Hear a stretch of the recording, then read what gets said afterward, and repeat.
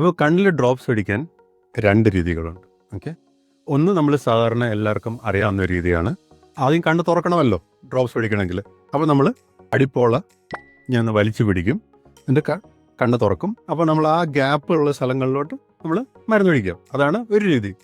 അങ്ങനെ ഓപ്പറേഷൻ കഴിഞ്ഞിട്ട് ചെയ്യാൻ അങ്ങനെയാണ് നിങ്ങളുടെ പരിപാടിയെങ്കിൽ ഈ നമ്മുടെ കൈ കൊണ്ട് കണ്ണിനടുത്തോട്ട് പോകുന്ന സ്ഥിതിക്ക് കൈ നല്ലോണം ഡെറ്റോൾ സോപ്പ് ഏതായാലും നല്ല സോപ്പ് ഇട്ട് കഴുകിയതിന് ശേഷം മാത്രമേ ഈ ഓപ്പറേഷൻ ചെയ്ത് കണ്ണിൻ്റെ പോളിലോട്ട് തൊട്ട് അത് താഴോട്ട് വലിക്കാൻ പാടുള്ളൂ.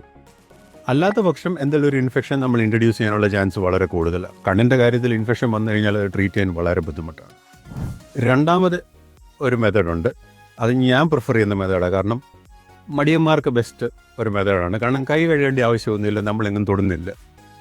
അതിൻ്റെ സീക്രട്ട് എന്ന് പറഞ്ഞാൽ നമ്മൾ പേഷ്യനോട് പറയുക പുറയിലോട്ട് നോക്കാൻ. പുറയിലോട്ട് നോക്കി, കണ്ടോ, കണ്ണ് തന്നെത്താനെ തുറന്നു. നമ്മളിവിടെ പിടിക്കേണ്ട കാര്യമൊന്നുമില്ല. അങ്ങനെ തുറന്നു കഴിയുമ്പോൾ നമ്മൾ ഈ ഒരു ഡ്രോപ്പ് ഞാൻ പറഞ്ഞില്ല നേരത്തെ, ഈ ഒരു ഡിസ്റ്റൻസ് വെച്ചുകൊണ്ട് മുകളിലോട്ട് നിന്ന് ഒഴിച്ചാൽ മതി. അപ്പോൾ ഇവിടെയും തൊടേണ്ട കാര്യമില്ല. വളരെ സേഫായിട്ടൊരു ടെക്നിക്കാണിത്.